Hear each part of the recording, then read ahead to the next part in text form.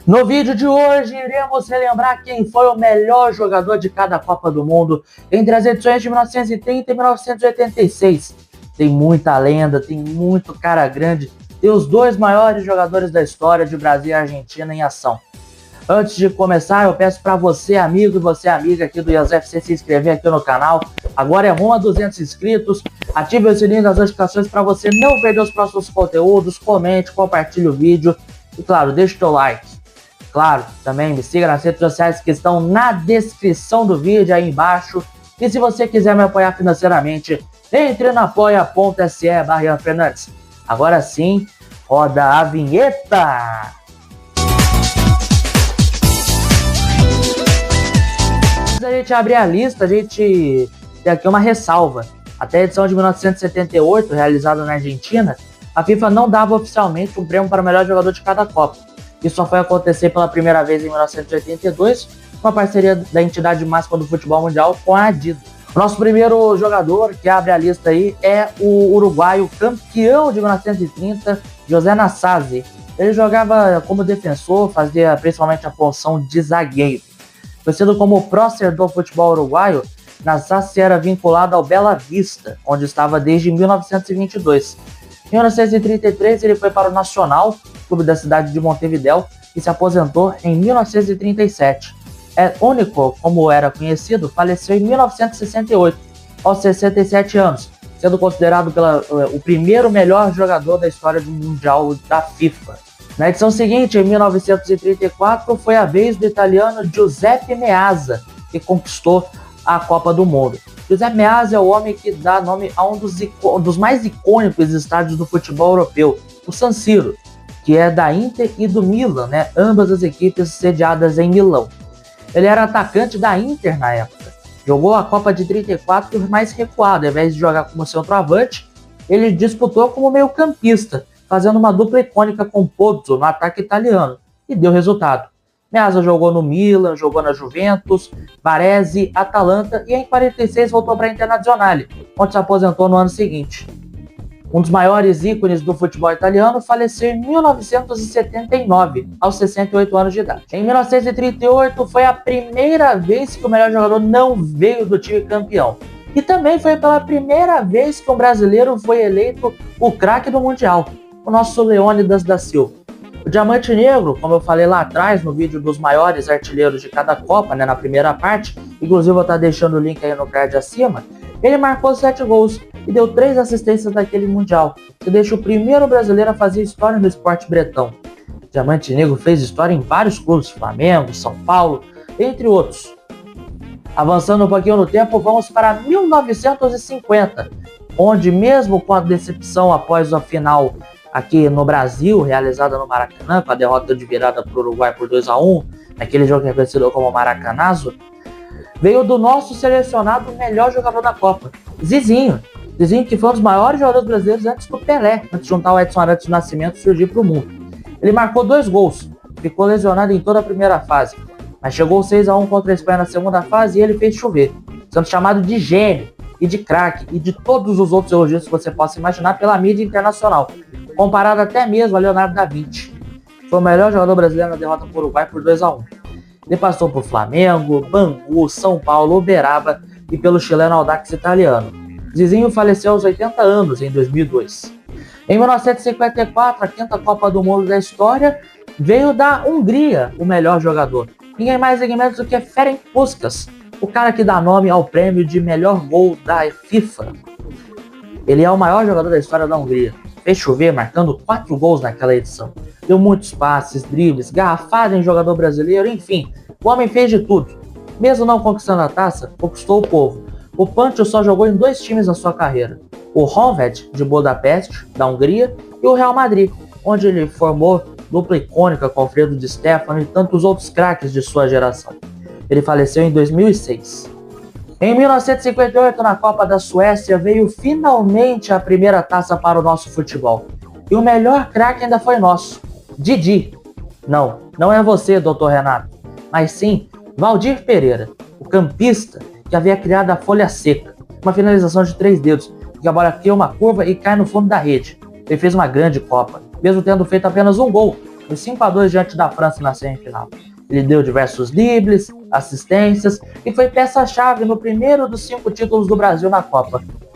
Começou sua carreira profissional no Americano de Campos, passou por clubes como Lençoense, Madureira e o seu auge foi no tricolor das Laranjeiras, o Fluminense e no Alvinegro de General Severiano, o Botafogo. Ainda passou pelo Real Madrid, depois voltou para o Botafogo, foi para o Sport Cristal do Peru, Botafogo de novo, Veracruz e fechou sua brilhante carreira no São Paulo. Faleceu aos 72 anos em 2001. A bola de ouro no Chile foi de novo de um brasileiro, que havia conquistado a Copa de novo. Trata-se de ninguém mais, ninguém menos do que outro que dispensa apresentações. Mané Garrincha, que foi um dos artilheiros daquele Mundial, com 4 tentos anotados. Ele fez a festa, com dribles desconcertantes, passes para gols e muito mais. Junto de Vavá e Amarildo, levou aquela Copa para debaixo do braço após a lesão do Rei Pelé. Após se aposentar em 1972, viveu muitos problemas de saúde, alcoolismo e diversas brigas, espancando a sua então namorada Elza Soares. Faleceu em 1983, vítima de cirrose hepática. Viveu também falência, enfim, um fim de carreira melancólico para um dos maiores gênios do nosso futebol. Em 1966, a Inglaterra levantou seu primeiro e único título de Copa do Mundo. Na terra onde foi criado o futebol, o melhor jogador também veio do campeão, Bobby Charlton, o ídolo de Hendrick. Marcou 3 gols naquela campanha do título, sendo 2 na semifinal contra Portugal do craque Eusébio. Não foi bem na final, mas ajudou a Inglaterra a vencer essa única Copa. Em clubes, ele fez história no Manchester United e passou por Preston North End e Waterford, onde se aposentou em 1975. Faleceu em 2023. Agora a Copa de 1970, a primeira Copa no México, foi a consagração do maior jogador de todos os tempos, Edson Arantes do Nascimento, o nosso Rei Pelé. Esse aí dispensa comentários. O mineiro de Três Corações fez a maior Copa da sua vida. 4 gols marcados e sem contar os quase golaços, gol do meio de campo que ele não fez. O cara deu um drible sem tocar na bola para cima do goleiro e por detalhe a bola não entrou. Enfim, vários e vários lances, quase gol de cabeça com a defesa do século feita pelo inglês Gordon Banks. Lances e lances e lances e muitos lances icônicos. A última Copa dele foi com ele ajudando Rivelino, Jairzinho, Tostão, Gerson Canhotinha de Ouro, Carlos Alberto Torres e Companhia Limitada a levar o título. Dispensa comentários, o Rei, que jogou no Santos entre 1956 e 1974, e depois no New York Cosmos, onde ficou entre 75 e 77, se aposentando naquele ano e deixando um enorme legado na história do futebol. O nosso Rei, infelizmente, nos deixou nos últimos dias de 2022. Na Copa seguinte, outra grande lenda que dispensa comentários foi o melhor daquela Copa, o holandês Johan Cruyff. Ele foi o cara que mais deu dribles certos, 34, criou 36 chances e deu 136 passes certos no terço do campo durante aquela Copa, além de um recorde, 5,1 chances criadas por jogo, sendo o recorde das Copas desde 1966, ano em que a Opta Sport começou a coletar dados de jogadores em Copas do Mundo. Ele marcou 3 vezes, e mesmo não tendo levantado a taça, ajudou a Holanda a fazer história com o seu carrossel. Foi ídolo de Ajax, Barcelona e eternizou a camisa de número 14. Faleceu em 2016. Em 78, na Copa da Argentina, a anfitriã venceu pela primeira vez uma Copa, mesmo sendo de forma roubada. Mário Kempes, além de artilheiro, foi o melhor da Copa. Marcou todos os gols na fase final do torneio, ainda foi decisiva na finalíssima contra a Holanda. Inclusive eu falei dele, assim como de Mané Garrincha, no vídeo da primeira parte sobre os maiores artilheiros de cada Copa. Vale a pena ver, tá no card ali no canto superior direito. Ele era, até a Copa de 2010, na África do Sul, o jogador mais jovem a ter marcado em um Mundial e sendo artilheiro, superado por Thomas Miller. É o único a ser artilheiro, campeão e craque com a anfitriã. Em 82, o outro craque que foi citado na série de maiores artilheiros de cada Copa foi o italiano Paolo Rossi. Rossi teve destaque no fatídico 3-2 contra a seleção brasileira, considerada por muitos a maior e melhor seleção da história, comandada pelo Tele Santana, jogando futebol bonito, vistoso, mas que acabou pagando caro, levando 3-2 na famosa tragédia do Sarriá. Paolo Rossi foi protagonista do título da Itália, conquistando a bola de ouro da Copa, o título de melhor do mundo de 82, entrando ali nos 11 iniciais do elenco ideal da Copa e também levando 11 dó. E pra gente fechar essa primeira parte com chave de ouro, Copa de 86, voltamos ao México. A Argentina levou o bi e com o protagonismo de um dos maiores da nossa história, Diego Armando Maradona, outro que dispensa comentários. Foi o vice-artilheiro, com 5 gols, empatado com seu companheiro de Nápoles, o brasileiro Careca, e o espanhol Emílio Butragueño. El Pibe Doro fez um gol no empate sobre a Itália nas fases de grupos e nos mata-matas, sobretudo nas quartas de finais, fez o jogo da sua vida. No 2-1 contra a Inglaterra, um dos maiores e melhores jogos da história das Copas. O primeiro duelo após a Guerra das Malvinas. Maradona, no segundo tempo, abriu o caminho aos 6 minutos, botando o 1-0 no placar. Maradona subiu mais alto que o goleiro inglês. Porém, ao invés dele cabecear, ele botou a mão na bola e a bola entrou. Este lance foi conhecido como La Mano de Dios. Mesmo com o toque de mão claro, o gol foi validado, despertando a revolta dos jogadores ingleses. 4 minutos depois, um outro lance épico. Desde o meio de campo, Maradona arranca, faz fila, passa por 1, 2, 3, vários marcadores ingleses. E ainda driblou o goleiro e deu toque para a rede, para anotar o gol do século, o mais bonito de todas as Copas.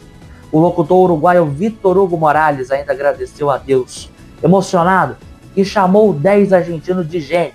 É só você dar uma olhada no vídeo e se emocionar junto. Ahí lo tiene Maradona, lo marcan dos, pisa la pelota Maradona, arranca por la derecha el genio del fútbol mundial, y deja el tercero a tocar para Borruchaga, siempre Maradona, genio, genio, genio, ta, ta, ta, ta, ta, ta, ta, y gol, y gol, y gol, Dios santo, viva el fútbol, golazo, y el gol, Maradona, es para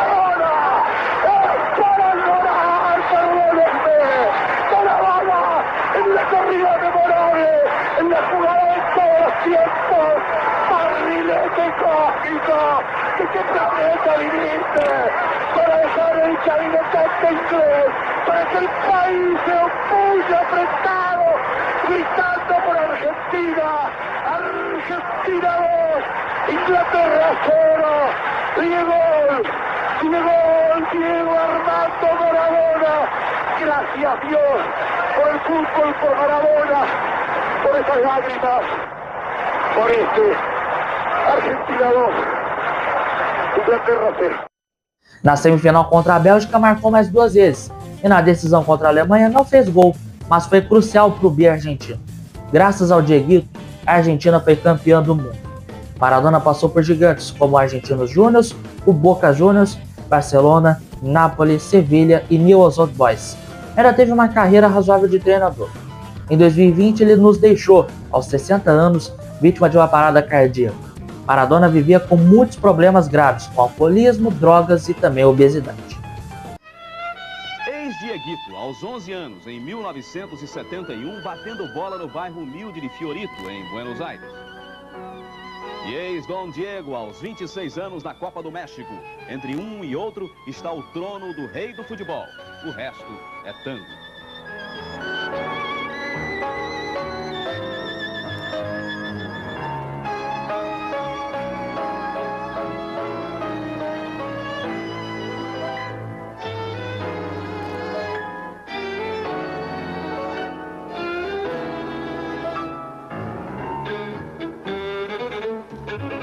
Do belo estádio. Tensão, medos e angústias dentro de campo. Final é sempre assim. Sem controle dos nervos, os jogadores perdem a medida do tempo e do espaço. O destino de um título em 90 minutos de suor. O sangue a ferver pelas veias na guerra secreta dos hormônios. Adrenalina dos heróis. Corações sitiados de paixões. Estádio inclemente, boca de fogo, clamando vitória. Copa do Mundo. Delírio de muitos, sagração de poucos. Tarde azul celeste da final. Paz no estádio. O Santuário Azteca celebra os novos campeões do mundo.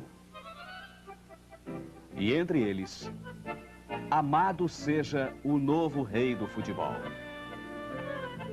Amar a Deus sobre todas as coisas. Amar a bola entre todas as coisas. Amar o passe. Amar o drible. Amar o gol. A Maradona.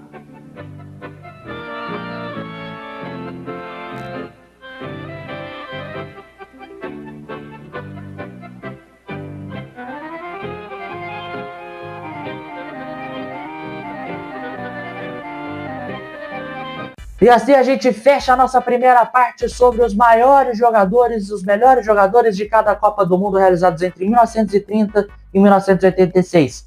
No próximo vídeo falaremos sobre os melhores de cada Copa entre 1990 e a última, em 2022. Para você, amigo, para você, amiga, comenta aqui embaixo qual foi o melhor e o maior dessa lista. Não esqueça de deixar o seu like, se inscrever aqui no canal e ativar o sininho das notificações para você não perder os próximos conteúdos. Comente, compartilha, manda sugestões de vídeo aí nos comentários, porque é clima de Copa do Mundo. No card acima, tem o meu canal principal, tem a Razão TV para você se inscrever, a playlist com todos os vídeos e também os últimos vídeos do canal. A gente vai se falando, um forte abraço e até a próxima. Fui! Tamo junto!